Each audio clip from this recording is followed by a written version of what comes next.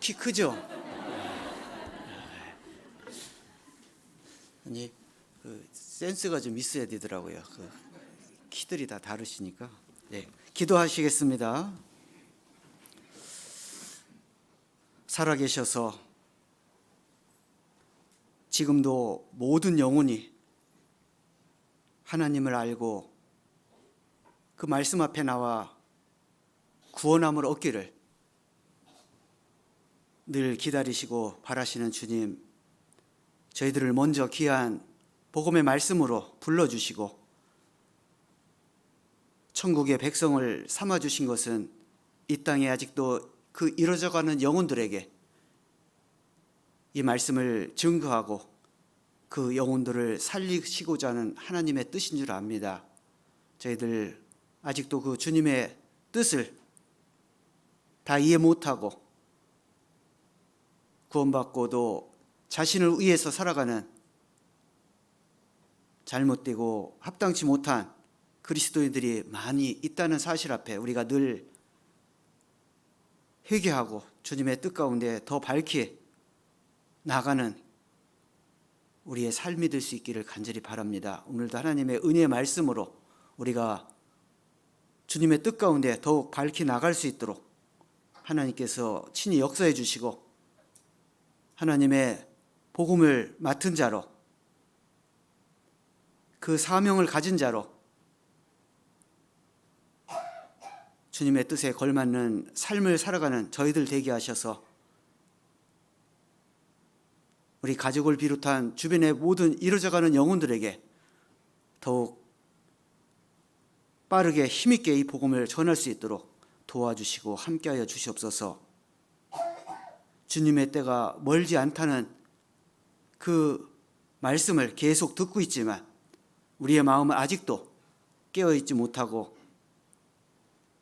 주님의 거룩한 뜻 가운데 우리의 할 일에 대해서 더욱 분발하지 못하는 참으로 게으르고 나태한 신앙을 저희들 살아가고 있음에 오늘도 하나님의 은혜의 말씀으로 우리를 일깨워 주시고 하나님 우리의 살아가는 삶이 더 한층 하나님 앞에 힘있게 하여 주셔서 우리 가족을 비롯한 모든 이루어져가는 영혼들에게 이 복음을 속히 전할 수 있도록 인도해 주시옵소서. 오늘도 하나님의 은혜의 말씀에 온전히 함께하여 주시고 역사해 주시기를 부탁드리오며 예수님의 이름으로 기도드립니다. 아멘. 사도행전 20장입니다. 사도행전 20장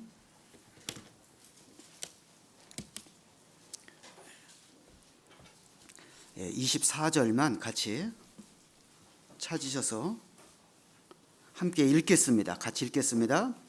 나의 달려갈 길과 주 예수께 받은 사명 곧 하나님의 은혜의 복음 증거하는 일을 마치려 하면은 나의 생명을 조금도 귀한 것으로 여기지 아니하노라.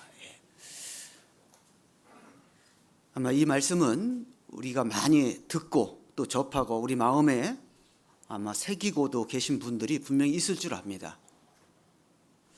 하지만 그 말씀이 과연 어떤 의미에서 사도 바울이 이 말씀을 하셨고 이 말씀을 또 이 성경에 기록하셔서 남기신 그 진정한 바람 이런 것들이 과연 무엇인지는 우리가 묵상하지 않습니다. 저는 이 말씀을 전도인 처음 발령을 받고 그때는 액자를 이렇게 직접 만들어서 주셨습니다. 바로 이 말씀을 액자에 넣어서 주셨습니다. 물론 그 전에도 이 말씀은 늘 제 마음에 뭔가 울림이 있었던 그런 말씀인데 특별히 전도인이 되고 나서 이 말씀을 처음 받았을 때 저에게는 더 큰 뭔가 내 마음에 더 뜨거워지는 그런 말씀으로 자리 잡았고 그 말씀을 이루기 위해서 지금까지 저는 정말 사도 바울은 그 달려갔다라는 표현을 여러 번 쓰셨는데 정말 이 복음을 위해서 우리가 얼마나 달려가야 될지에 대해서 저는 늘 생각했고 지금까지 저도 달려왔다라고 이렇게 생각을 합니다. 제가 전도인이 돼서 이 사도 바울이 그 3차의 전도 여행을 하잖아요. 그죠? 배를 타고 건너기도 하고 산을 넘기도 하고 여러 많은 환난과 고난 가운데서 복음을 전하기 위해서 많은 곳을 다닙니다. 그래서 굳이 제 삶을 한번 거기다가 비교해 보니까 저도 산전수전을 다 겪었더라고요. 그래서 여러 가지 그 가는 곳마다 또 그 특성이나 이런 또 교회의 어떤 그런 것들이 달랐기 때문에 여러 가지 또 겪는 것도 달랐습니다. 때로는 우리가 전하는 복음에 대해서 또 우리가 전하는 말씀에 대해서 정확히 알지 못하는 그런 사람들의 어떤 공격도 이렇게 받는 그런 경우도 있었고, 또 오히려 우리가 전하는 그 복음 때문에 더 크게 또 존경을 받고 대우를 받는 그런 경우도 있었고, 하여튼 여러 가지의 상황들이 좀 있었지만 아마 사도 바울이 겪었던 그런 모든 상황과는 좀 달랐을 거예요. 확연히 다르고 전혀 달랐을지도 모릅니다. 하지만 우리가 전하는 것이 복음이었기 때문에 그 당시 사도 바울이 복음을 위해서, 복음을 전하기 위해서 그 많은 곳을 다녔기 때문에 많은 것들이 또한 유사한 것들이 분명히 있었습니다. 이 사도 바울은 20대였던 것 같습니다. 그 20대에 아주 열심히 있는 유대교회, 그 가운데도 바리새파, 그리고 그 당시 이 가말리엘이라는 사람은 그 3대 랍비 중에 하나였습니다. 아주 율법에 능했고 또 율법에 아주 정통했고 율법을 철저히 그 누구보다도 가장 철저히 지켰던 사람 중에 한 사람이었고, 그 밑에서 사도 바울은 그 성격대로 아주 열심으로 그리고 제대로 정통 유대인의 그 삶을 살아가는 일에 열심이었고, 그 일을 하다 보니까 당연히 그리스도인들을 핍박하는 일에 앞장설 수밖에 없었을 겁니다. 왜냐하면 그것이 하나님을 잘 섬기는 그들만의 방식이었고 그것이 당연했다라고 여겼기 때문에 그랬을 겁니다. 그래서 그는 정말 열심을 다해서 최선을 다해서 자기가 할 수 있는 모든 것을 동원해서 그리스도인들을 핍박하고 잡아가고 죽이고 하는 그 삶을 아주 열심으로 하고 있었을 때입니다. 그리고 그는 가장 그 마지막에는 그 스데반이라는 복음의 아주 큰 일꾼을 직접 죽이는 그 자리에 가장 앞장서 있었습니다. 그런데 그가 조금 생각지 못한 상황이 벌어졌죠. 왜냐하면 그 스데반은 자기를 잡아서 죽이는, 자기를 돌로 쳐서 죽이는 그 오히려 이스라엘 사람들을 위해서 기도하는 모습을 봤습니다. 거기서 뭔가 변명을 하고 아니면 정말 발악을 하고 하는 그런 모습을 보고자 했는데 전혀 그런 모습이 아니었습니다. 오히려 더 당당하게, 그리고 자기들이 너무 불쌍한 처지에 있다고 여길 만큼 그들을 위해서 오히려 기도하는 스데반의 모습을 봅니다. 그리고 그와 함께했던 많은 사람들이 그 일로 각지로 흩어집니다. 그 흩어지는 사람들도 그것을 금하는 것이 아니라 오히려 가는 곳마다 복음을 전합니다. 그 이상한 현상을 그는 목도했고 그들을 끝까지 잡아서 내가 죽여야 되겠다라는 그 열심을 갖고 그들을 뒤쫓기 시작한 겁니다. 그래서 5가지 도망가 있는 그 그리스도인을 잡으러 내려가는 거예요. 그 자기의 열심을 최선을 가지고 다하고 있는 그때 바로 예수님을 만나게 되는 거예요. 다메섹 도상에서. 그 상황을 쭉 이렇게 제가 보면서 저는 이 사도행전을 아주 많이 보고 늘 봅니다. 왜냐하면 그 사도행전의 그 말씀은 교회 행전이고 교회 역사고 또한 그 속에 제 역사가 또 들어있더라고요. 이 사도 바울이 20대 때 구원받고 주님의 일꾼이 되기까지 13년이 걸립니다. 그리고 20년간 복음을 전해요. 그 과정이, 죄송합니다, 저와 비슷해요. 저도 20대, 25대 가장 혈기왕성한 때 제가 말씀을 들었고 구원을 받았습니다. 그리고 이 사도 바울이 자기 고향에서 10년간을 보냈거든요. 3년간을 모르겠어요. 정확한 이유는 모르겠지만 아라비아에 들어가서 아마 광야를 이스라엘 백성들이 걸어온 그 길을 이 아마 사도 바울이 다시 한번 걸었던 것이 아닐까 싶습니다. 구원받고 그는 아라비아 광야로 들어갔어요. 그래서 3년 동안 그곳에서 아마 성경을 또 기도를 했을 겁니다. 물론 그 전에도 성경을 잘 알았지만 아마 구원받은 이후에 그는 구약에 아주 능통한 성경 연구를 했던 시간이 아닐까 싶습니다. 그리고 그는 혼자는 신앙생활이 안 된다는 걸 알았기 때문에 다소 고향으로 내려가서 거기에 있는 그리스도들과 함께 신앙의 삶을 시작하는 겁니다. 그게 10년이에요. 그래서 13년 만에 이제 누굽니까? 그 바나바에 의해서 다시 다메섹으로 불려와서 거기서부터 같이 말씀을 가르치기 시작합니다. 그것도 자기들의 임의로 가르친 게 아니라는 겁니다. 즉 전도인으로 예루살렘 교회의 승인을 받고 안수를 받습니다.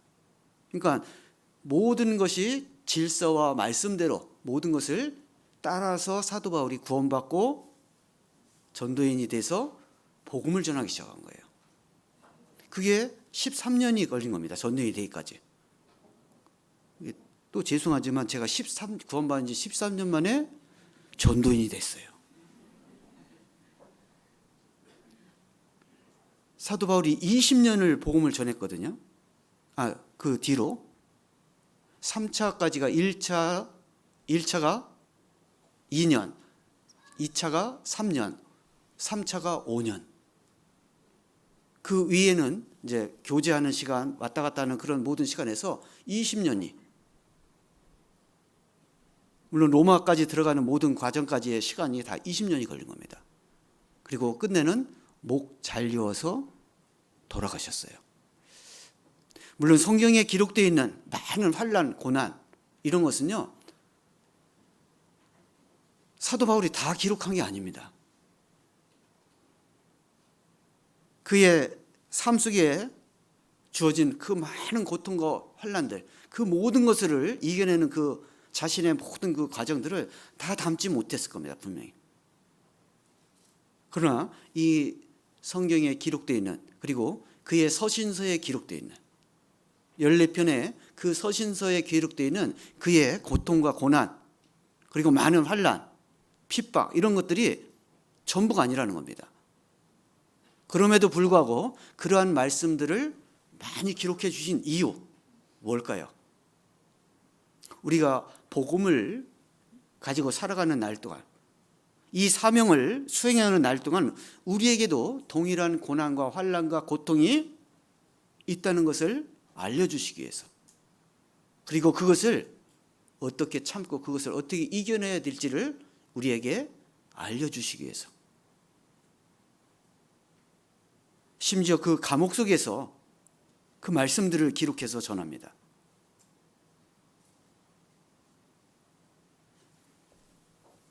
이 감옥 생활이라는 게 참 힘든 생활입니다. 실제는 우리가 생각하기에는 그냥 사도 바울이니까 감옥에 들어갔다 나갔다 하는 게 큰 뭐 별일 아닌 것처럼 이렇게 보일 수도 있습니다. 그러나 이 감옥, 그것도 아무 죄 없이 끌려서 들어가서 갇혀야 되는 그 사람의 심정은요, 정말 이루 말할 수 없습니다. 저는 다행히 감옥에는 안 들어가 봤어요. 그런데 갈 뻔은 했어요. 왜냐하면 제가 처음 뭐 때문에 그랬는지 모르지만 누가 제 주민등록증을 도용해가지고 자기 얼굴을 붙여가지고 20억대 사기를 쳤어요. 그래가지고 갓 결혼해서 살고 있었는데 새벽에 띵동 누가 찾아왔어요. 새벽에 올 사람이 없는데. 그래서 나가봤더니 경찰 두 분이 이종진 씨 맞습니까? 그러더라고요. 예, 맞습니다. 수배가 됐다고 가야 된다고. 참 황당하더라고요. 새벽에 일어나가지고. 그래서 이제 자매도 놀라고 부모님하고 같이 살았기 때문에 부모님은 이제 더 놀라시고. 그래서 이제 갔더니 그 증인이 와 있어요. 고발한 사람들이 그 이제 20억 돈 뺏긴 사람들이 거기 와 있더라고. 들어가자마자 저 사람 아닌데요? 나중에 어떤 제 주민등록증 가지고 그 사람들한테 돈을 뜯어가지고 도망간 거예요. 그래서 나중에 재판까지 갔습니다. 왜냐하면 또 제가 아니라는 것을 밝혀야 된대요. 그래가지고 나중에 판사 앞에 가갖고 저는 이 사람들 알지도 못하고 저는 거기에 산 적도 없고 그래서 제가 그동안 거주했던 거 뭐 이렇게 증명해가지고 가서 그거 하니까 저는 내보내고 저한테 그 사람을 제가 고발을 해야 된대요. 그 사람을. 저 그거 싫다고. 그러면 또 여기 또 와야 되지 않냐 내가. 그랬더니 그렇대요. 그럼 나 안 한다고. 그럼 저 사람 어떻게 이 사람들이 고발했으니까 이 사람들 사기꾼으로 잡으라고. 근데 정말 나중에 잡았더니 감옥에 있더라고요. 그 사람이. 이미 다른 죄로 감옥에 들어가서 없어진 거예요. 그러니까. 저보고 그 사람을 한번 만나래요. 그 경찰이. 그래서 내가 만나서 뭐 했냐. 한번 줘 패래. 자기가 허용해 주겠대. 그래서 아예 싫다고. 아무튼 감옥은 안 갔지만 그 감옥 만약에 거기 내가 억울하게 감옥을 갔다면 정말 참담했을 거예요.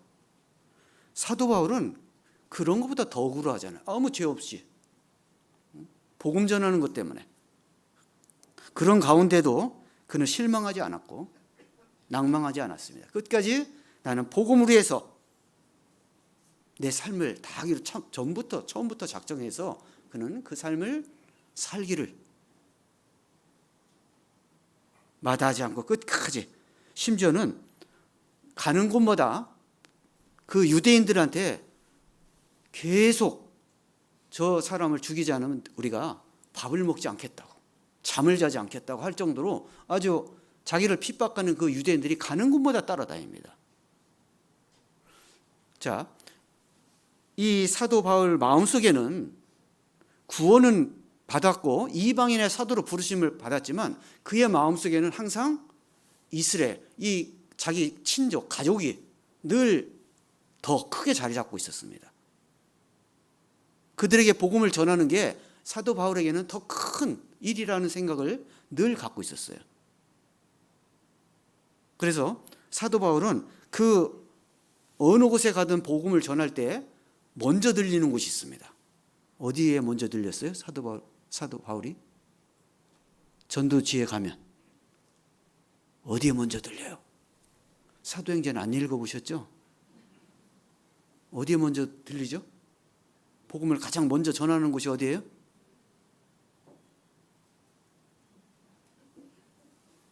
제가 힌트를 드렸는데 유대인들이 모이는 곳이 어디예요? 예, 회당에. 회당에 들어가서 복음을 전하면 반드시 믿는 자와 믿지 않는 반대파가 생깁니다.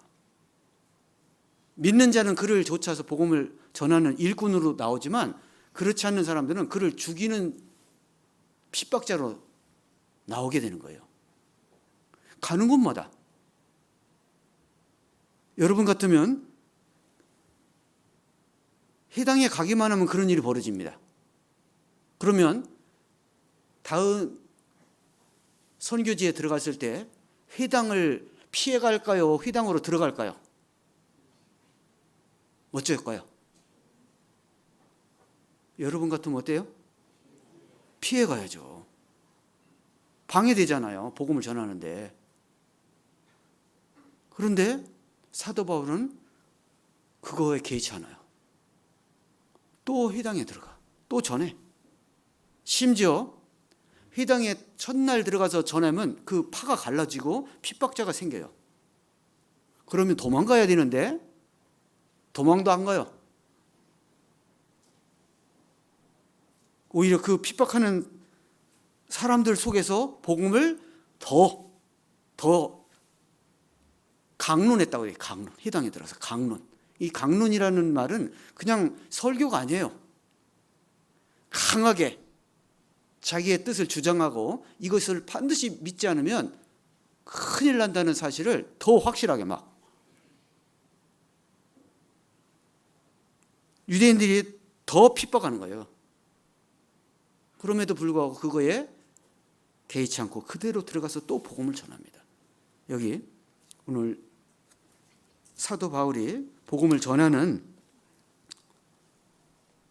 그의 마음과 그의 태도 그리고 어떤 나름의 생각을 가지고 복음을 전했다는 겁니다.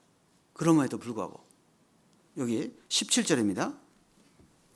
바울이 밀레도에서 사람을 에베소로 보내어 교회 장로들을 청하니 오매 저희에게 말하되 아시아에 들어온 첫날부터 지금까지 내가 항상 너희 가운데서 어떻게 행한 것을 너희도 아는 바니. 이 사도 바울이 복음을 전하기 위해서 많은 곳을 다녔고 그 중에 에베소를 비롯한 소아시아 지역이었어요. 여기는 이스라엘에서 가까웠기 때문에 유대인들이 많이 와 있는 곳입니다. 유대인들이 많다는 것은 그만큼 자기를 핍박할 사람들이 많다는 뜻이에요. 그곳에 복음을 전하기 위해서 사도 바울이 어떻게 복음을 전하고 어떤 고난을 받았는지 이 에베소 사람들은 다 본 거예요. 직접 보기도 하고 그 주변 교회에서 복음 전하는 것을 다 듣기도 하고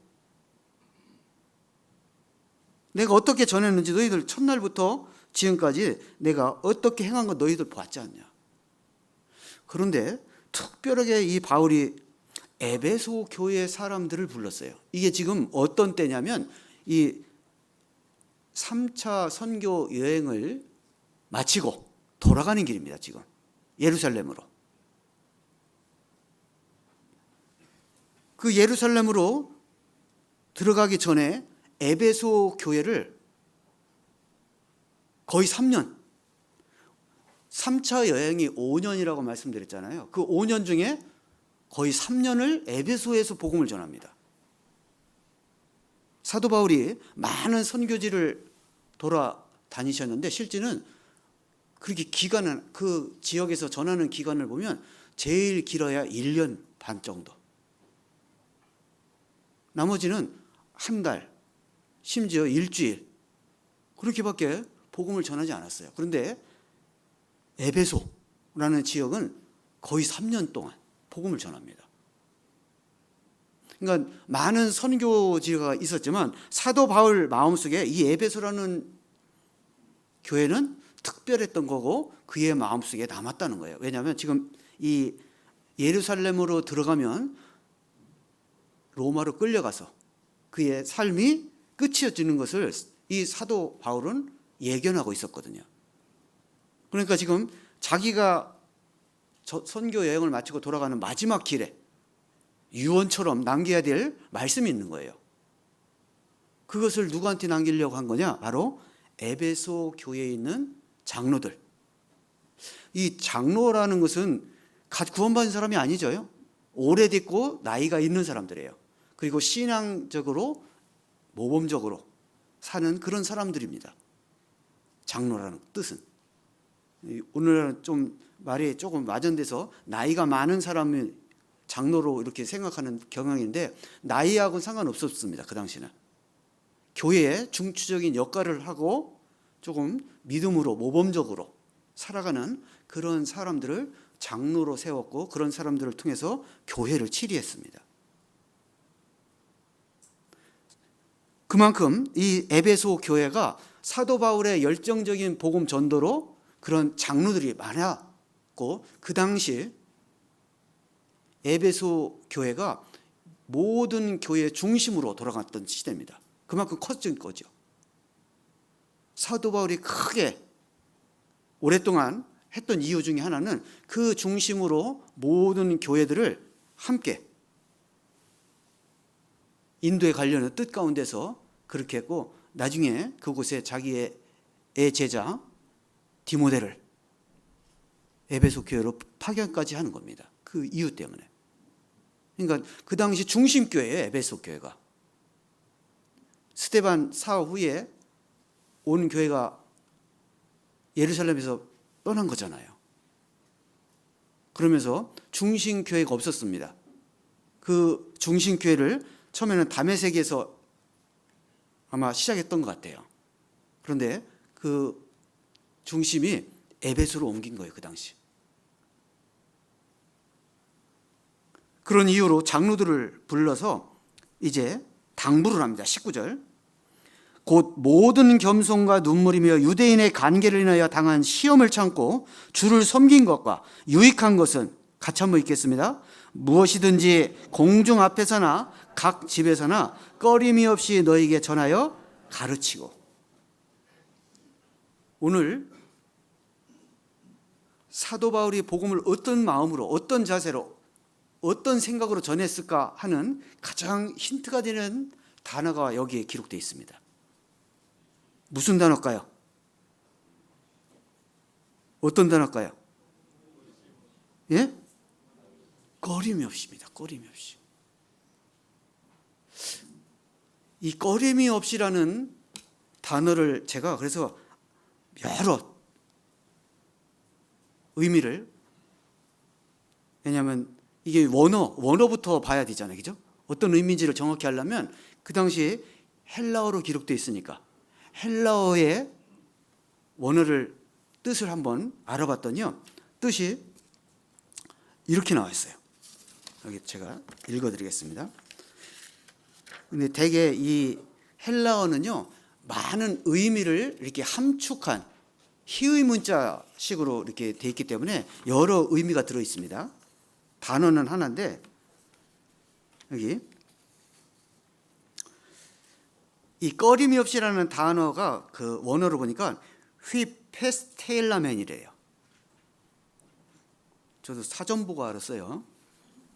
좀 어렵지만 그래서 그 의미를 좀 찾아보려고. 그래서 제 의미를 읽어드리겠습니다. 휘페스텔라멘이라는 말은 자신이 전파하고 가르치는 것이 사람의 비유를 거스릴까 무서워 억제하거나 움츠러들거나 또는 교묘히 가장을 하거나 취소하는 것이 없이 교훈과 책망을 비롯하여 구원에 필요한 모든 것을 삭감이나 은폐함이 없이 담대히 다 증거하는 것을 의미한다. 듣다 보니까 굉장히 어렵죠? 그래서 우리나라 말을 또 찾아봤죠. 꺼림이 없이. 꺼림이 없이라는 게 어떤가? 그러니까 상대방의 어떤 상태나 상대방의 어떤 위협이나 상대방의 태도에 상관없이 내가 알려주고자 전하고자 하는 그것대로 고지고대로 그대로 힘있게 전달하는 것, 그게 꺼림이 없이래요.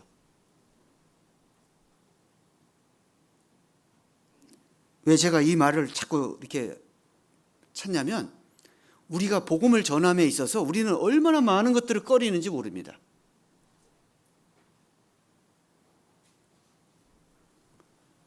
복음을 전해야 됩니다. 그러면 대뜸 우리가 얘기하시는 게 뭐가 있어요? 나는 배운 게 없어서. 아니, 배운 걸 왜 따져요? 복음 모르십니까? 주님 알았잖아요.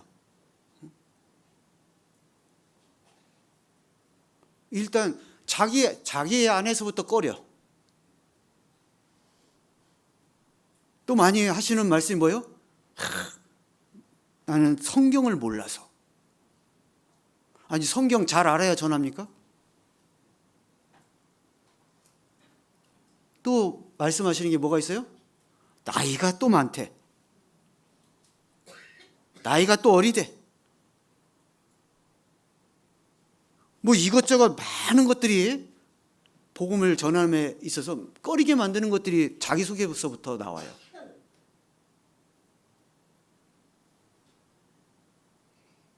이제 그런 걸 다 해서 이제 또 전해야 된다고 또 하면 이제 또 상대방이 문제예요. 그죠? 저 사람은 너무 강해. 우리 아버지는 안 돼. 절대 말씀 안 들어. 전하기도 전에 자기가 꺼려야 될 게 뭔지부터 파악해요.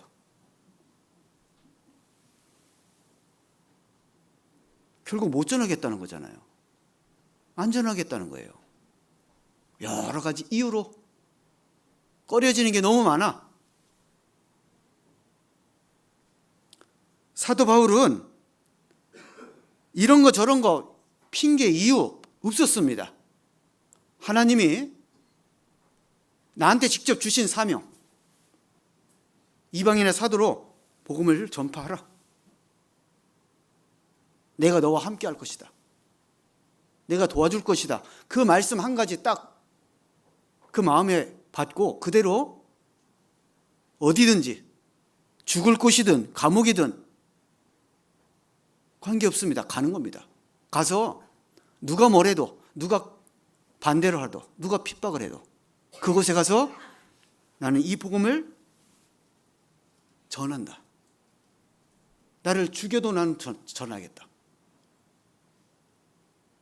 어느 곳에 가서도 꺼리는 것이 없었습니다.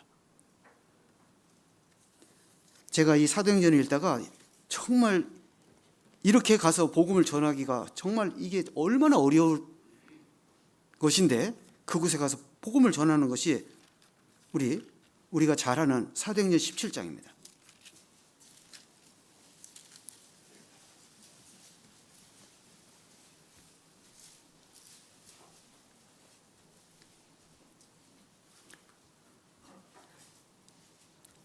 (2절) 17장 바울이 자기의 규례대로 저희에게로 들어가서 새 안식일에 성경을 가지고 강론하며 뜻을 풀어 그리스도가 해를 받고 죽은 자 가운데서 다시 살아야 할 것을 증명하고 이르되 내가 너희에게 전한 이 예수가 곧 그리스도라 하니.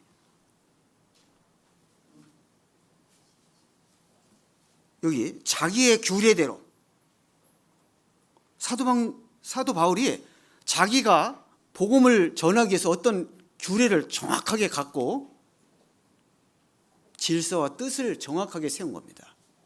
그냥 저기 생각 없이 가서 복음만 전하는 게 아니라는 거예요. 우리도 전도를 하기 위해서는 나름의 규칙과 규례가 정해져야 할 필요가 있는 겁니다.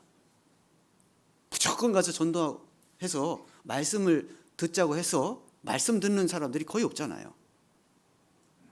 전도하는 방법부터 우리가 정확하게 좀 숙지하고 어떻게 전해야 되는지 알아야 돼요.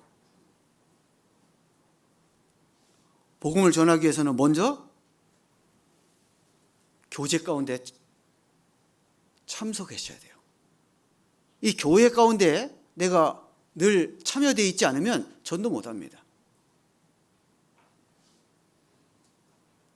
그리고 기도 가운데, 전도는 기도로부터 시작되어야 해요. 기도를 얼마나 정말 간절하게 열심히 하느냐에 따라서 그 전도가 성패가 달라집니다. 정말 간절한 마음으로, 그 영혼을 사랑하는 마음으로 간절히 기도해야 돼요. 그리고 하나님께 부탁해야 돼요. 말씀을 주십시오. 지혜를 주십시오. 그 영혼의 마음을 열어주십시오. 자기의 규례대로 저에게로 들어가서 새 안식일에 성경을 가지고 지금 회당에 들어간 겁니다. 가서 바로 회당에 들어가서 안식일에 성경을 가지고 강론하는 건데, 유대인들한테 예수님을 얘기한다는 것은 이것은 죽자고 하는 얘기예요. 그것도 아주 강론으로. 예수가 참 메시아고 그리스도고 우리의 구세주가 예수님이라는 것을 유대인 회당에 가서 지금 이야기하는 겁니다. 우리 같으면 들어가는 것도 꼴이죠. 그렇잖아요? 그런데 이 사도 바울은 거기를 들어가서 예수가 곧 그리스도라고, 자기가 하고 싶은 말, 자기가 하고자 하는 이 복음을 조금도 감추거나 위축되거나 축소하지 않았습니다. 그대로를 전하는 거예요. 왜? 그만큼 준비가 됐기 때문에 가서 전하는 거예요. 먼저 기도하고 규례대로 충분히 나간 겁니다.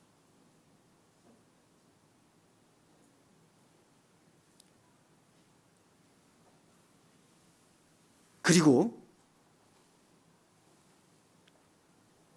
이 또 들어가서 전하니까 무슨 일이 벌어졌어요? 5절, 그러나 유대인들인 시기하여 저자의 어떤 괴악한 사람들을 데리고 때를 지어 성을 소동케 하여 야손의 집에 달려들어 저희를 백성에게 끌어내려고 찾았으나 발견치 못하며 예수님을, 사도 바울을 잡아서 죽이려고 지금 유대인들이 그 말 전했다고, 예수님 전했다고. 이런 일들이 계속 벌어지고 있습니다. 근데 또 가서 전해요. 또 가서.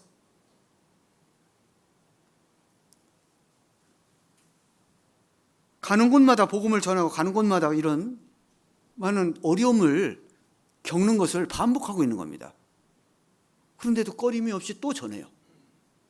그런데 17장 16절입니다. 바울이 아덴에서 저희를 기다리다가 온 성에 우상이 가득한 것을 보고 마음에 분하여 회당에서는 유대인과 경건한 사람들과 또 저자에서는 날마다 만나는 사람들과 변론하니 어떤 에비우고와 스토의 철학자들도 바울과 쟁론할세 혹은 이르되 이 말장이가 무슨 말을 하고자 하느냐. 이 아테네, 바로 아테네 신전 있는 바로 그곳입니다. 지금도 그리스뿐만 아니라 세계 보물 1호가 아테네 신전이에요. 지금도 보물 1호면 그 당시면 엄청나게 크고 그야말로 우상 숭배의 본산이라는 거죠. 거기에는 우상 숭배자들 뿐만 아니라 많은 지식인들, 철학자들, 이런 사람들도 거기에 많았다는 거예요. 그만큼 모든 종교나 문화의 중심지가 바로 그 당시 아테네였다는 거예요. 그런데 그곳에 들어가서 회당에서 유대인과 건건한 사람들과 또 저자에서, 회당뿐만 아니라 저자는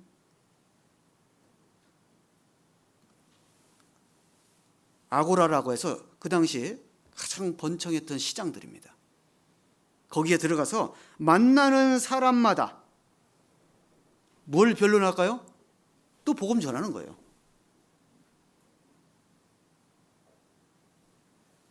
길거리에서 노방 전도를 하는 거예요. 보는 사람마다 다. 여기는 조금 전에도 말씀드렸죠. 우상의 본산지고 많은 정치, 문화가 앞서가고 있는 그런 도시이기 때문에 그곳에 들어가서 그리스도를 전한다? 그냥 죽여도 상관없는 거예요. 그냥 죽일 수가 있어요. 지금도 이 이슬람권에 들어가서 이 기독교인들이 복음을 전하면요, 그냥 때려 죽입니다. 지금도. 지금 이 당시는 뭐 지금은 지금보다 더 할 거 아니에요. 그런 곳에 가서 아무나 붙들고 다 만나는 사람마다 다 복음 전하는 거예요. 꺼림없이. 이 말씀 읽으시면서 많은 분들이 그렇게 생각할 겁니다. 뭐 사도 바울이니까 그렇게 해야 되는 거 아니야? 그렇게 할 수 있었겠지. 제가 좀 짓궂은 게 있어요. 제가 천안 교회에서 구원받고 신앙생활을 하고 있었거든요. 근데 그때 외부 설교자가 이렇게 지금처럼 이렇게 멀으면 토요일 날 오시잖아요. 그래서 저희 천안에는 그 당시 뭐 이렇게 특별하게 관광지가 없었어요.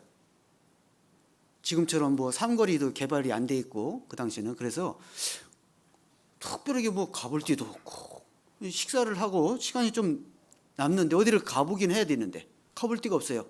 뭐 끼케야 우리 저수지가 좀 큰 게 하나 있었어요. 거기밖에 없었어요. 그래서 목사님, 죄송하지만 우리가 갈 데는 없는데 딱 한 곳이 있다고. 어디냐고 그러길래 그 당시 동양에서 가장 큰 좌불상이 천안에 있었어요. 좌불상이. 그래서 목사님 보고 거기는 한번 가보시자고.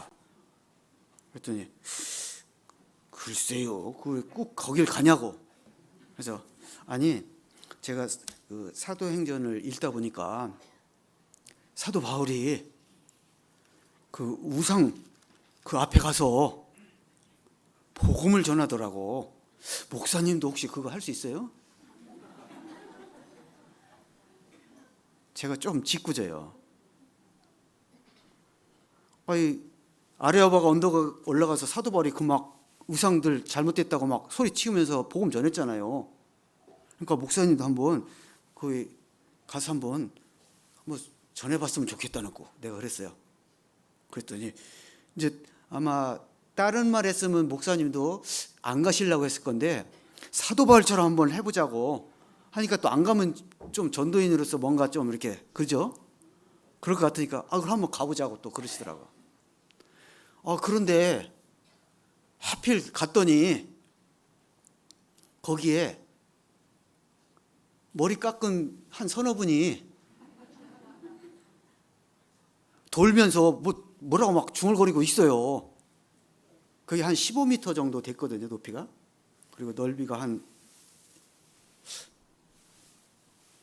얼마나 될까? 한 20m? 그런 좌불상인데 거기서 마침 있는 거예요, 사람들이. 그래서 딱 거기가 올라가려면 108계단을 걸어서 올라가야 되거든요. 108계단 딱 올라가는데 돌고 있는 거예요. 그래서 제가 목사님 마침 잘 됐습니다. 하셨을까요? 안 하셨을까요? 어땠을 것 같아요? 못 하셨어요. 거기서 뭐라고 말을 해야 될까? 아마 저부터도 막막할 거예요. 그렇잖아요. 예수 믿어야 됩니다. 거기서 가서 그럴까요? 제가 시켜놓고도 참 그래 목사님은 막 그렇게 어떻게 하려고. 목사님 가십시다.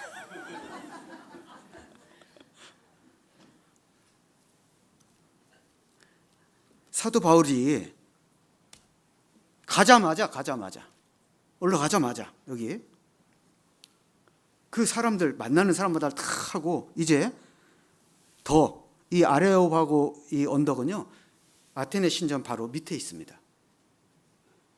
그러니까 여기는 더 많죠. 22절 바울이 아레오바고 가운데 서서 말하되 아덴 사람들아 너희를 보니 범사의 종교성이 많도다. 왜냐하면 거기는 많은 신상과 엄청난 신전이 늘벽에 있거든요. 근데 그걸 그 정도 이렇게 그 우용에 압축될 거 아니야. 사람, 어지간한 사람. 그죠? 15m 그 좌불상 앞에도 딱 서니까 좀 거시기 하던데. 그잖아요. 그런데 사도 바울은 그 상황, 그런 거 다 고려하지 않고 꺼림없이 나가서 또 복음을 전하는데, 이 유명한 말씀. 복음 전할 때마다 저도 이 말씀을 가지고 복음을 전합니다. 사도 바울이 어떤 심정으로 이 말씀을 했을까라는 것을 제가 생각해 보니까 정말 이것은 반드시 말씀을 처음 듣는 사람들에게 반드시 알려주고 싶은 거예요.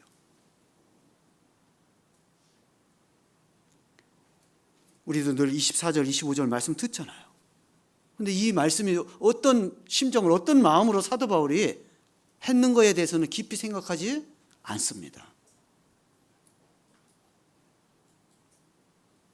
사도 바울의 신앙이고 사도 바울의 간증이에요. 이 마음은, 이 말씀은.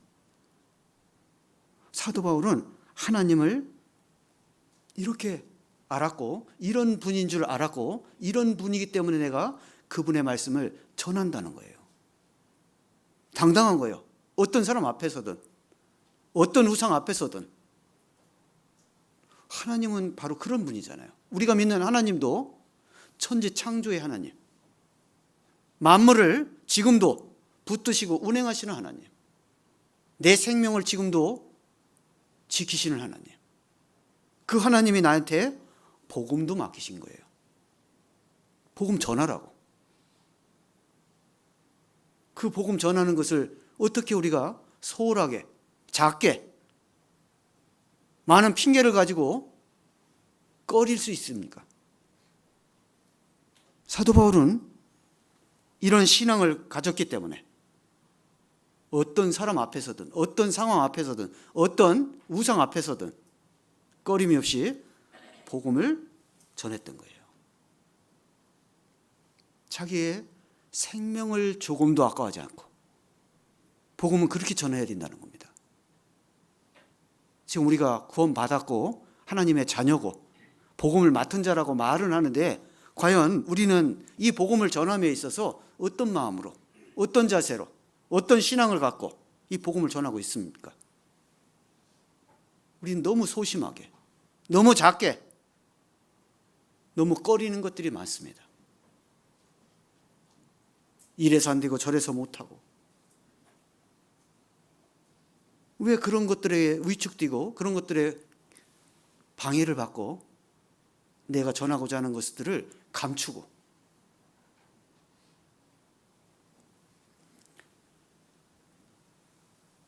이 노아에 제가 5년간 있었는데요. 노아에는 정말 그 어린 학생들이 시작한 교회입니다. 그 어린 학생들이 선생님을 통해서 복음을 전달받고 선생님은 발령받고 나가버렸어요. 그래서 그 아이들이 신앙생활을 하는 거예요. 그런데 그 안에는 이미 다른 나름 정통이라고 하는 교회들이 이미 들어와 있었습니다. 거기 목회자 자녀들도 학교에 다니고 있었어요. 그런데 우리가 복음을 듣는 것부터 시작해서 그들은 다 보고 이단 들어왔다고 핍박을 하기 시작합니다. 학교 차원에서 막 핍박을 했어요. 이단이 학교에 들어왔다고. 그래서 아이들이요, 모일 데가 없어갖고 산에 가서 모이고, 그 피해서. 그리고 지금 교회당 자리 밑에 보면 옛날 그 대우병원 자리가 있습니다. 거기는 한가하게 이렇게 와서 이렇게 공원을 조성되어 있었기 때문에 학생들이 갈 데 없으면 거기 가서 모이고. 하여튼 구원받은 그 학생들이 그런 핍박 속에서도 모이기 시작한 거예요, 자기들끼리. 어떤 학생은 부모님한테 끌려가서 머리가 다 깎이기도 하고, 다 옷까지 벗겨서 집에 가둬놓기도 하고, 성경책을 갖다가 화장실에다 집어넣고, 그런 핍박을 당연히 여겼어요. 당연히 그 학생들이. 우리는 끝까지 복음을 전하겠다. 그러다가 어떻게 어른 한 분이 구원받았어요. 이제 바깥에 나와 있는 자녀를 통해서. 그래서 그 당시 이장님이었는데 그 집 헛간에 처음에 모이기 시작합니다. 이제 또 그것 때문에 또 막 또 난리가 나요. 거기서 이단 들어왔다고 해서 또 막 쫓아와가지고서는 그 헛간 뜯어내고 막 그런 속에서 또 복음을 전하다가 그 자매들의 부모님들이 구원받기 시작합니다. 그러면서 교회가 시작됐어요. 그러니까 복음 전하는 게 정말 그 처음부터 그분들 마음속에는 복음 전하는 일이 가장 큰 일이고 중요한 일이었어요. 그러다 보니까 복음을 아주 적극적으로 전하는 그것이 습관화가 돼 계시더라고. 제가 들어갔을 때는 이미 이제 전도인이 두 분이 지나갔기 때문에 교회가 어느 정도 좀 이렇게 안정도 찾고 하는 가운데서 복음이 전해지고 있었는데, 저희들이 복음을 전하기 위해서 이제 날짜를 잡잖아요. 그런 희한한 것은 섬이 다 알아요. 저희 전도 집회 날짜를. 그 왜 그런가 봤더니 전도 집회 날짜 딱 앞둔 한 달 전부터 구축 전도를 해요. 집을 다 찾아다녀요. 집집마다. 한 달 전부터. 그러니까 우리가 출동하면 아이고 또 그때가 있구만 동네 사람 다 아는 거야. 그래서 그래서 저도 가자마자 목사님 전도 집회를 앞두고 전도를 하러 간다고 그러더라고. 그러면서 목사님 꼭 같이 가야 됩니다. 본인들이 가는 게 아니라 목사를 꼭 데리고 가더라고요. 그래서 뭐 가야 된다는데 또 전도하러 간다는데 안 갈 수 없잖아요. 갔죠. 가는 데마다 사연이 다 있어요. 저 집 가면 분명히 안 보일 겁니다. 근데 그 사람 숨어 있어요. 매번 갔던 일이니까 이분들은 잘 아는 거예요. 그러냐고. 진짜 아니나 다를까 갔더니요. 분명히 신발은 있어요. 근데 아무리 대답해도 아무도 안 나오는 거예요. 그래서 저는 충청도 양반이거든요. 노미 집에 그냥 불쑥 가는 것도 그 실례인데 대답 안 하는 건 뭐예요? 안 보겠다는 거잖아요. 그럼 어떻게 해야 돼요? 그렇죠. 그냥 와야죠. 그런데 이 양반들은 노미 문을 그냥 벌컥 열어. 들어가서 누구 형님 계시죠? 아니 나와 보세요. 이번에 꼭 말씀 들으셔야 됩니다. 대답이 없어. 거기서 대답이 없으면 이제 진짜 나와야잖아. 그런데 어떻게 하는지 알아요? 그 방문을 또 열고 들어가네. 내가 따라 들어갈 수도 없고 이거 참 바깥에서 애매하더라고 저는. 또 들어가요. 또 들어가서 안 보여. 왜 안 보일까요? 때로는 농 속에 숨고. 근데 그날은 저도 같이 못 모르고 그냥 따라 들어갔죠. 어디서 숨소리가 나더라고. 어디서 날까요? 어디서 날까? 문 뒤에서.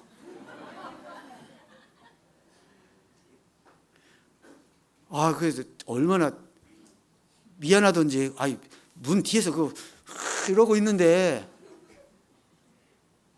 그래가지고 저는 형제님 가자고. 그랬더니 웬걸 문고리를 잡더니 여기 있구만. 그러니까 그분 반응이 제일 있어요. 아따 징하네. 내 갈래. 갔네. 가. 끝까지 그렇게 막 쳐들어오니까요. 오히려 성질 내는 것이 아니라 어떻게 해요? 내가 간다고. 정말 오셔갖고 말씀을 듣고 구원 받더라니까요. 또 한 군데 갔어요. 또 가야 된대요. 또 갔죠. 그랬더니 미리 얘기하더라고요. 이 집은 저번에 목사님 같이 오셔서 물벼락 맞은 집이라고. 그래요?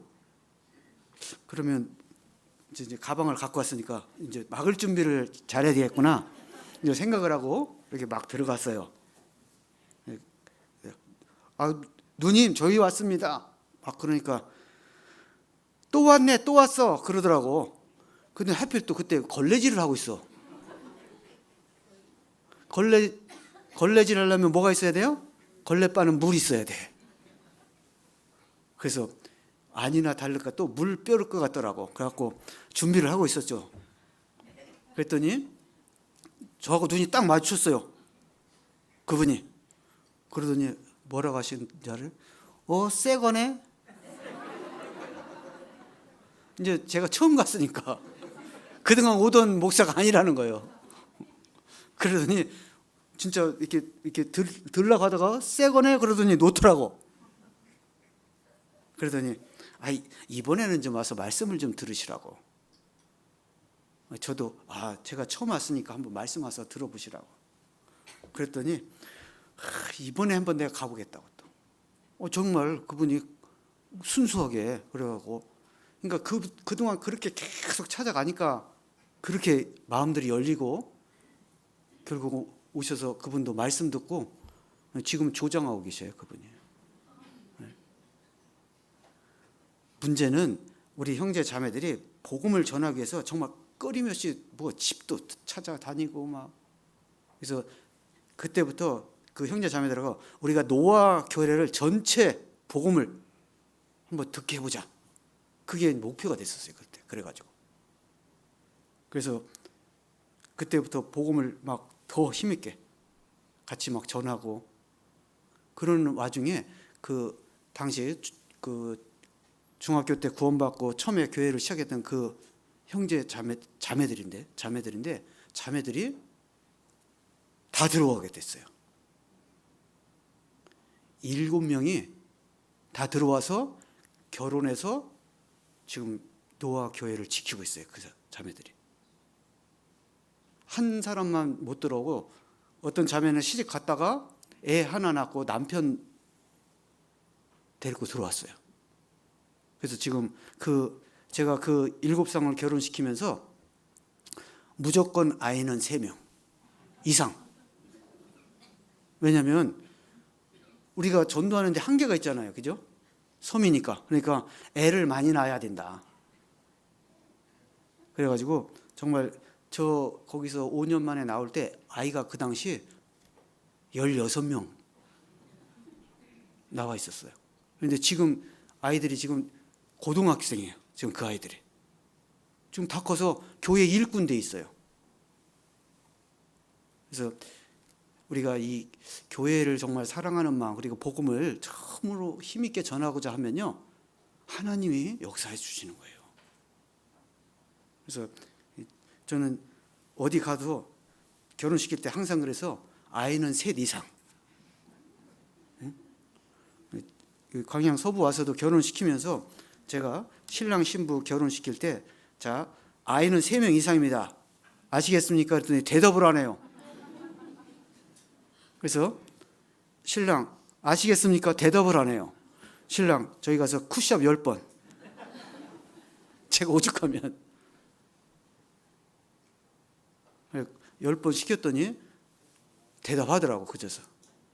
아무튼 지금 그래서 아이를 셋 난 우리 형제님도 계시고 저희 광양 서부에는 애가 5인 분도 있더라고.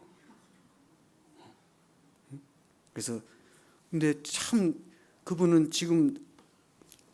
지금 와서 잘했다고. 왜 그런지 아세요? 지원금. 잘 아시네. 지원금 나올 때마다 개 타요 그분들은. 야, 그럴 줄 몰랐는데, 그죠? 이 코로나가 우리 교회를 위해서 굉장히 큰 역할을 한 것 같아요. 복음도요, 코로나라고 더 안전해진 게 아닙니다. 오히려 더 전해졌고, 그 바람에 지금 저희는 잔치하고 있어요, 지금도.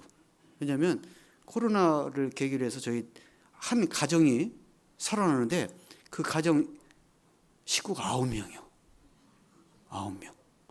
9명이 그냥 한 번에 그냥 살아나 버리고, 지금도 어제도 어르신 2분이 코로나 때문에 그 좀 우울했던 분인데, 그 우울하지 말고 말씀 한번 들어보자고 이렇게 했는데, 그런 거 있으면 나도 듣고 싶다고 해서 오셔서 듣는데 그대로 듣고 구원 받으셨어요. 2분이나.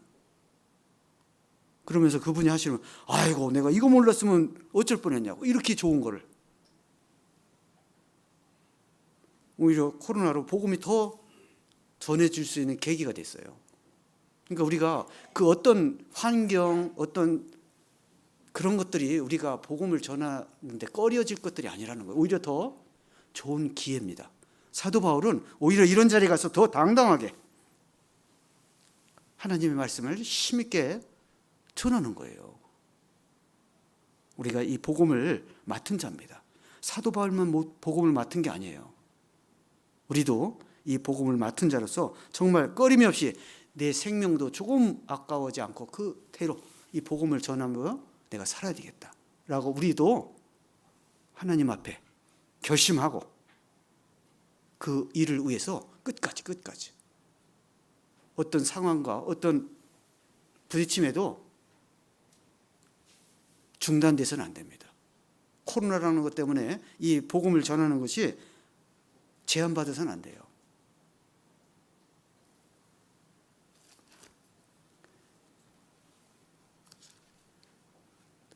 다시 돌아가 보겠습니다. 사도행전 20장으로.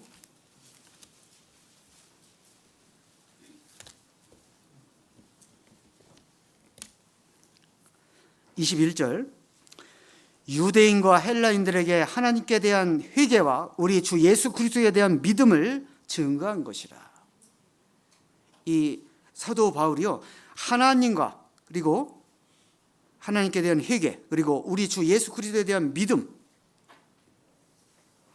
하나님을 얼마나 확실하게 사도 바울이 알고 돌이켰고, 그리고 그 사명을 받았잖아요.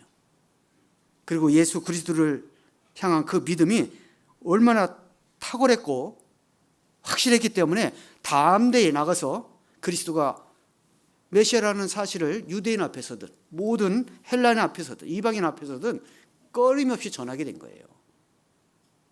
그러니까 복음을 못 전한 것은 우리의 믿음의 상태의 문제예요.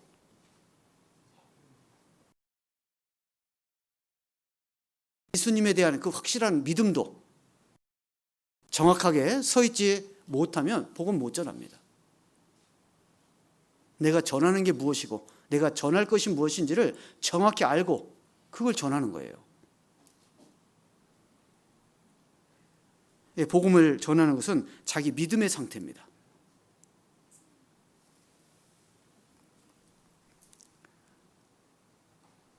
여기 26절입니다. 여기 26절, 27절 한번 같이 읽겠습니다. 그러므로 오늘 너에게 증거하노니 모든 사람의 피에 대하여 내가 깨끗하니 이는 내가 꺼리지 않고 하나님의 뜻을 다 너에게 전하였음이라. 우리도 이 말을 할 수 있어야 됩니다. 우리가 신앙생활을 잘했다 못했다 뭘로 판단하냐? 이 말을 할 수 있어야 되는 거예요. 나는 모든 피에 대해서 깨끗하다. 이게 무슨 말이에요? 이 사도 바울은 성경에 능한 분이었고 그 에스겔 33장 말씀을 잘 아는 겁니다. 하나님이 나를 구원하실 때는 나를 통해서 많은 사람을 구원할 계획을 갖고 계신 거예요. 주 예수를 믿으라 그리하면 너와 내 집을 구원하리라. 내 가족부터입니다. 내 가족부터. 내 가족을 구원하시기 위해서 나를 먼저 부르신 거예요. 최소한 내 가족들을 모두에게는 이 복음을 전해야 돼요. 그리고 사마리아 땅끝까지 모든 사람에게 복음을 전하는 거예요. 그게 우리가 받은 사명이고 해야 될 당연히 해야 될 전도의 사명입니다.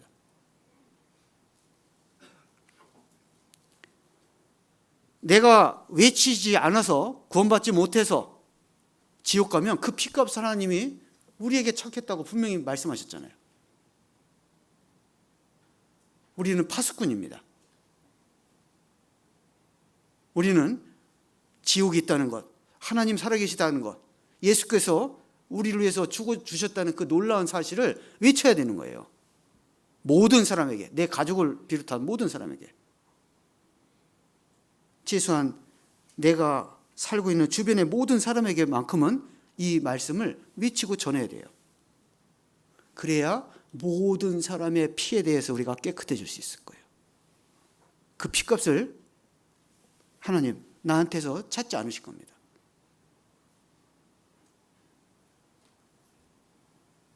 이는 내가 꺼리지 않고 하나님의 뜻을 다 너에게 전했습니다. 다 전하기 위해서.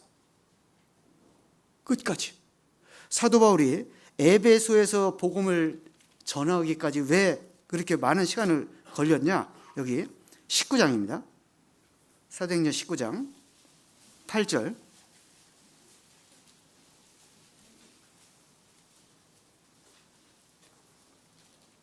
에베소에는 이미 그리스도인들이 있었습니다. 에베소에는. 왜? 스데반 사후에 많은 유대인들이 이 아시아 지역으로 가장 많이 갔다 그랬잖아요. 에베소는 그 당시 상업 중심 도시였기 때문에 그곳에 많은 유대인들이 가 있었던 거예요. 그래서 그 사람들을 중심으로 이미 교회가 있었지만 중요한 것은 성령이 그 가운데 함께하지 못했어요. 교회로서의 역할이 안 됐던 거예요. 그래서 사도 바울이 들어가서 그들 가운데 성령을 안수해서 주고 교회로 시작하는 겁니다. 온전한 교회로. 그래서 바울이 이 땅에 들어가 석 달 동안 담대히 하나님 나라에 대해 강론하여 권면하되, 석 달 동안 온전한 말씀 위에 교회로서 그들을 세우기 위해서 석 달 동안 먼저 하고, 그럼에도 불구하고 그 가운데는 반대파 유대인들이 있었어요. 도를 비방하거늘 바울이 그들을 떠나 제자들을 따로 세우고 두란노 성원에서 날마다 강론하여. 온전한 교회로서 그 역할을 하기 위해서 사도 바울은 한 달 또 강론하는데 두 해 동안 그곳에서 두 해 동안을 온전한 교회로, 에베소 교회를 세우기까지 자신이 해야 될 모든 일들을 하는데, 거기 왜 그렇게 오랜 시간을 했냐? 10절 같이 읽겠습니다. 이같이 두 해 동안을 하매 아시아에 사는 자는 유대인이나 헬란이나 다 주의 말씀을 듣더라. 그 사람들이 다 말씀을 들을 때까지 한 거예요. 끝까지. 이 다라는 것이 참 중요한 겁니다. 우리가 해야 될 일을 다 하기까지 포기하지 말아야 됩니다. 내 가족이 다 구원받도록 내가 이 복음의 사명자로서의 역할을 다 해야 되는 거예요. 이래서 못하고 저래서 힘들어서 내가 그만둬야 되겠다? 아닙니다. 더 해야 돼요. 더 해요. 다 구원받도록. 석 달 동안 정도 했으니까 많이 했잖아요. 솔직히. 반대하는 사람들은 어쩔 수 없겠지. 그냥 놔두고 가야지. 그럴 수도 있잖아요. 그런데 그 사람들까지 포기하는 거예요. 핍박하고 반대하는 사람, 그 사람들도 끝까지 다 구원받도록 말씀 들을 때까지 이태를 그 가운데서 복음 전하는 겁니다. 이게 언뜻 생각하면 그냥 당연한 것처럼 보일 수도 있습니다. 하지만 이게 엄청나게 힘든 상황이에요. 저희도 복음을 전하러 이렇게 여러 곳을 이렇게 순회합니다. 솔직히 노아에 가서 저는 3년 정도 있다 나올 줄 알았어요. 거기가 그 당시에는 해외거든요. 유일한 해외 교회였어요. 그런데 하필 제가 들어가서부터 해외 진짜 선교가 시작됐어요. 노아에 들어가자마자. 그러다 보니까 해외가 안 됐어요. 그 전에 분들은 그래서 3년 만에 다 나왔거든요. 그런데 저부터 들어가니까 해외 교회가 아니라 이제 육지 교회가 돼가지고 5년을, 그런데 3년 정도 넘으니까 아무리 막 복음을 전하기 재밌어도 좀 그렇다, 섬에만 이렇게 있으니까 저 스스로 마음이 그렇게 들어요. 나가야 되는 건데. 왜냐하면 외부 설교 나갔다 들어가면 그날 못 들어가요. 먼데 갔다 오면 그 여관방에서 하루 저녁 혼자 그 빵을 먹으면서, 왜냐면 그 식당 가서 혼자 밥 먹기도 그러고, 그래서 그냥 그 저녁 먹을 빵하고 우유 하나 들고 들어가서 여관방에서, 그래도 다행인 것은 단골이라고 좀 싸게는 해줘요. 그래서 그거 들어가고 여관방에서 혼자 그거 씻고 앉아 있으면 이게 지금 뭐 하는 건가 싶기도 하고, 좀 그런 처량함이 좀 있긴 있었거든요. 그래서 3년이면 좀 됐겠지 하고 했는데 나갈 때가 안 됐대요. 아직도. 저도 그런 마음이 있더라고요. 이제 나가고 싶다. 사도 바울도 가는 곳마다 막 핍박받고 막 뭔가 반대하고 그러면 어때요? 전화만큼 전화짜리 3개월이면 이제 가도 되겠지, 그런 마음 있을 텐데 포기를 안 해요. 포기를 끝까지. 거기에 있는 모든 사람이 다 말씀 듣고 구원받고, 이런 마음이 우리에게도 필요한 거예요. 포기하면 안 됩니다. 물론 참 유별난 분들 있죠. 부모님도 그렇고 가족들 보면 다른 사람 같지 않고, 그죠? 그러나 그렇다고 해서 그냥 지옥 가게 놔두자? 안 되잖아요. 솔직히 저는 저희 아버지한테 그렇게 생각했었어요. 저희 아버지가 복음을 그렇게 반대했고, 하여튼 제가 교회 다니게 됐다고 한 그날부터 야, 호적 파갖고 나가. 저 아버지가 저한테 그랬어요. 우리 집에 예수쟁이 필요 없어. 우리 아버지가 그렇게 당당하게 말씀하신 이유 중에 하나는 아들이 7이었거든요. 그러니까 하나 없어도 되는 거예요.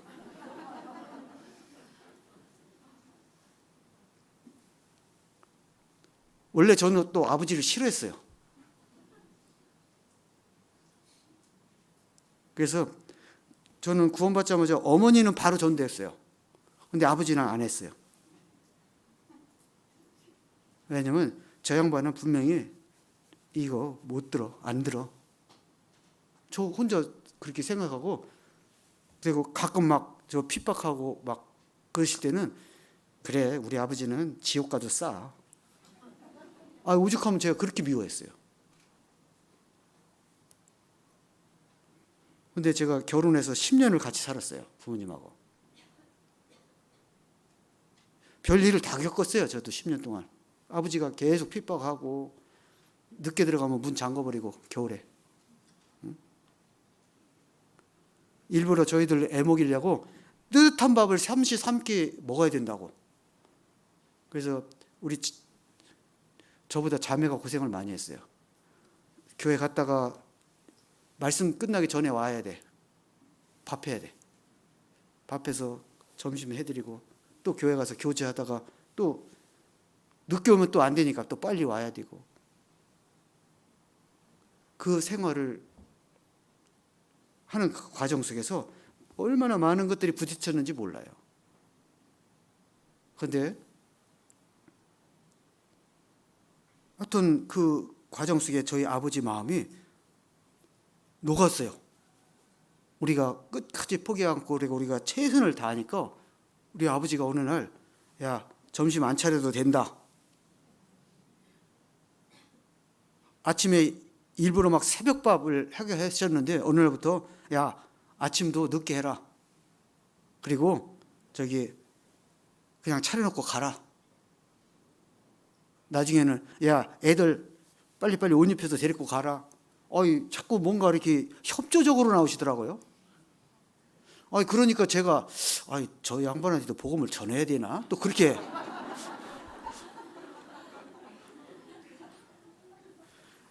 그래서 또 안전할 수 없더라고요. 또 그러니까.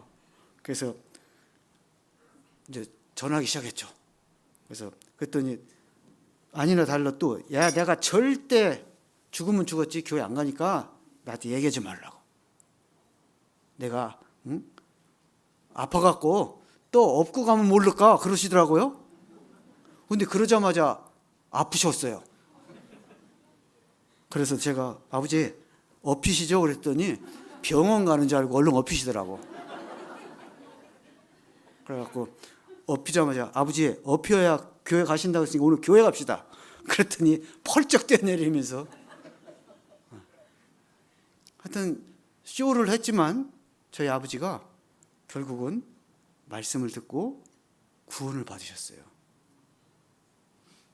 끝까지 제가 포기할 수가 없었어요. 그래서 하여튼 두 분 다 그래도 말씀을 깨닫고, 공교롭게도 아버지가 93세에 돌아가셨는데 3년 후에 어머니가 또 93세에 돌아가셨어요. 아무튼 저희 부모님을 비롯해서 가족들이 구원을 받는 것까지 그게 제가 해야 될 일이고 지금도 하고 있습니다. 그래서 저는 빨리 가족들 곁으로 가고 싶은데 아직도 전라도에서 22년 동안 묵고 있어요. 여기에서 제가 해야 될 일이 아직도 남은 것 같아요. 그래서 제가 원래 무안교에서는 올라가고 싶었었거든요. 그런데 하나님이 또 이 광양으로 또 보내가지고, 아무튼 제 뜻과는 많은 것들이 다르지만 주님의 일로, 사도 바울도 마찬가지였어요. 자기가 원하는 대로 복음을 전하러 다니신 게 아니라 성령이 인도하시는 대로 하나님의 뜻 가운데서 그 일을 포기하지 않고 꺼리낌 없이 복음을 전하는 삶을 끝까지, 심지어 자기가 죽을 곳이라는 것을 알고 로마까지 가신 거잖아요. 그죠? 주님의 뜻이니까. 자기가 어디 있든 어디를 가든 주님이 맡기신 일이고 그 일을 해야 될 것을 사도 바울은 알았기 때문에 끝까지 좌절하거나 포기함 없이 끝까지 달려간 거예요. 그래서 그 마지막 옥중 서신에 쓰신 그 말씀이 여기 이렇게 기록되어 있는 겁니다. 당당하게. 디모데 후서 3장입니다.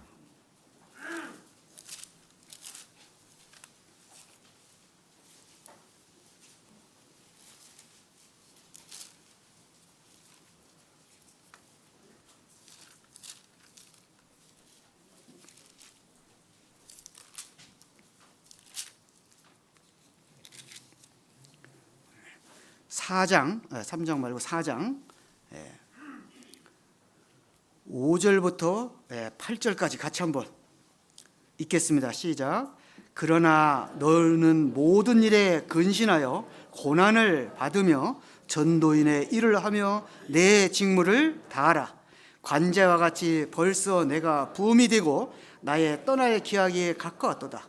내가 선한 싸움을 싸우고 나의 달려갈 길을 마치고 믿음을 지켰으니 이제 후로는 나를 위하여 의의 면류관이 예비되었으므로 주곧 의로우신 재판장이 그날에 내게 주실 것이니 내게만 아니라 주의 나타나심을 사모하는 모든 자에게니라.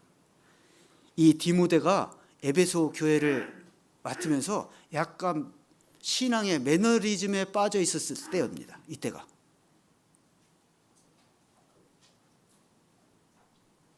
우리가 신앙에 연륜이 있다 보면 그럴 수 있거든요. 늘 똑같은 말씀, 늘 똑같은 전도 집회,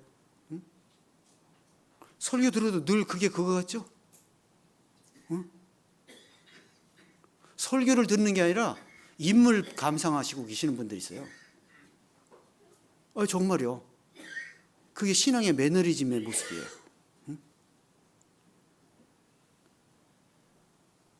그런 때 사도 바울이 그러나 너는 모든 일에 근신하여 고난을 받으며 전도인의 일을 하며, 디모데만 전도인이 아닙니다. 우리 모두가 전도인이에요. 목회자만 전도인이 아닙니다. 우리 모두가 전도인이라고요. 우리는 예수님으로부터 그 사명을 동일하게 받은 사람들이에요. 모든 구원받은 그리스도인들. 내 직무를 다하라. 관제와 같이 벌써 내가 부음이 되고 내 전부를 쏟아 부는 것이에요. 이 일을 위해서는. 생명뿐만 아니라 이 관제는 피와 물을 다 쏟아 드리는 제사거든요. 내 모든 것 다 드리는 거예요. 복음을 위해서 여러분 물질이요? 아까 하시면 복음 안 전해집니다. 물질, 시간, 힘 모든 것을 다 하는 거예요. 이번에도 복음을 전하는 과정에 그 구역장님이나 조장님이나 그 많은 분들은 자기 생업 포기하고 같이 와서 말씀 듣고 수송하고 그런 희생들이 안 주어진다면 그분들이 말씀을 끝까지 들을 수도 없고 깨달을 수도 없는 거예요. 또 그분들 말씀 듣는다고 또 어머니에서는 날마다 와서 점심 준비하고 그 복음을 전하기 위해서 얼마나 많은 사람들이 희생하고 물질을 투자하고 그러니까 구원받고 우리가 이 일을 위해서 내 모든 것을 다 쏟아부겠다. 생명, 물질, 시간, 힘 주님을 위해서 복음을 위해서 정말 우리는 다 쏟아부었다. 이것이 복음을 맡은 사명자의 삶이라고 지금 사도 바울은 디모데에게 일깨워주고 있는 겁니다. 나의 떠날 기약이 가까웠도다. 내가 선한 싸움을 싸우고 나의 달려갈 길을 마치고 믿음을 지켰으니 이제 후로는 나를 위하여 의의 면류관이 예비되었다. 우리에게도 이 동일한 믿음과 이 동일한 상급이 우리에게도 주어질 겁니다. 머지않아 우리가 주님 앞에 설 겁니다. 곧입니다. 마라나타입니다. 정말. 모든 지금 우리 현 상황들이 마지막 때를 지금 가리키고 있지 않아요? 지금 이 우크라이나 이 전쟁은요 3차 대전 예비하는 거예요. 정말로요. 시험 때입니다. 지금 저 우크라이나 이 전쟁 거기에는 지금 그동안 첨단 장비부터 시작해서 무기들이 다 개발된 것이 거기에 지금 다 쏟아지고 있어요. 3차 대전 때 이루어질 것들이 미리 모형으로 지금 다 보여주고 있는 거예요. 지금 딱 하나 핵만 지금 못 터뜨립니다. 지금 만약에 핵 버튼만 가방을 들고 다녀요. 언제 누를지 모릅니다. 지금 그것 때문에 더 강력하게 미국이나 다른 데서 이걸 하지 못하는 거예요.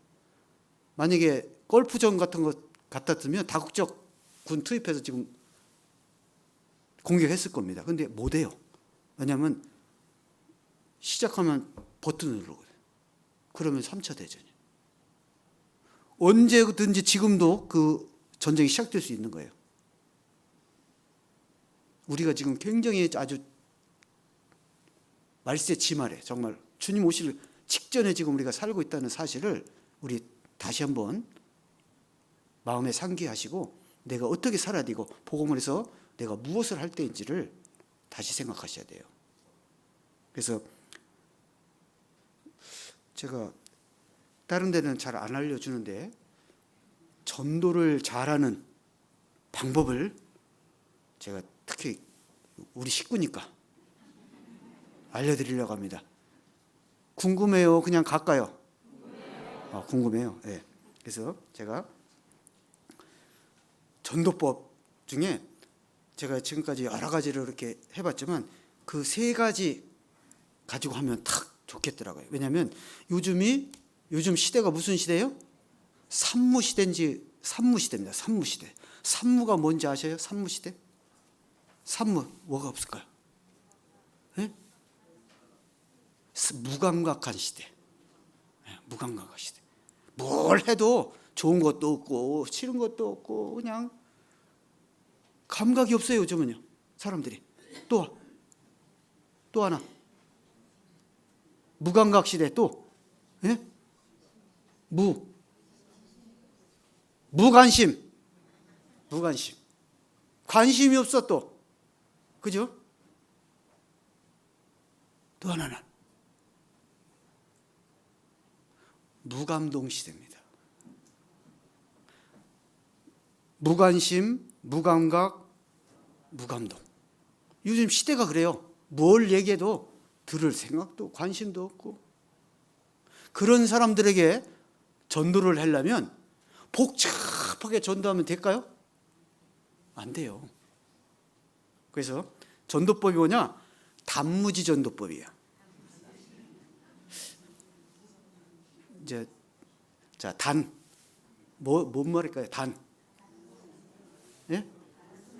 그렇죠. 단순하게 전해야 돼. 나는 복음 맡은 사명자고 나는 전해야 될 의무가 있는 사람이야.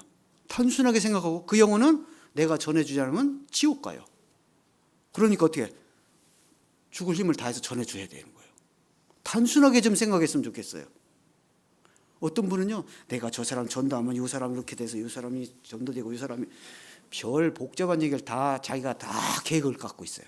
그럼 전도 못해. 그냥 나는 사명자고 저 사람 이 말씀 듣지 못하면 지옥 갈 사람이야. 단순하게 복음 전하는 거예요. 사도 바울은 들어가자마자 뭐 따지지 않았잖아요. 예수님이 이 땅에 왜 오셨는지, 그죠? 그거 전했어요. 단순하게 전해야 돼. 단순하게. 어떤 분 그러다가 무식하게 무식해서 그래요. 무식하면 안 돼요. 예, 꺼리지 말고 무작정 전하자. 무작정. 이게 조금 더 전문 용어를 쓰면 무대뽀로 전하자. 무슨 의미인지 아시죠? 예, 뭐 이거 째고 저거 채고 따지고 이러면 복음 못 전해. 그냥 가는 거예요. 그냥 가면 돼요. 가면 돼. 가서 듣든지 안 듣든지 내가 전하면 되겠다. 무작정 전하면 돼요. 무작정.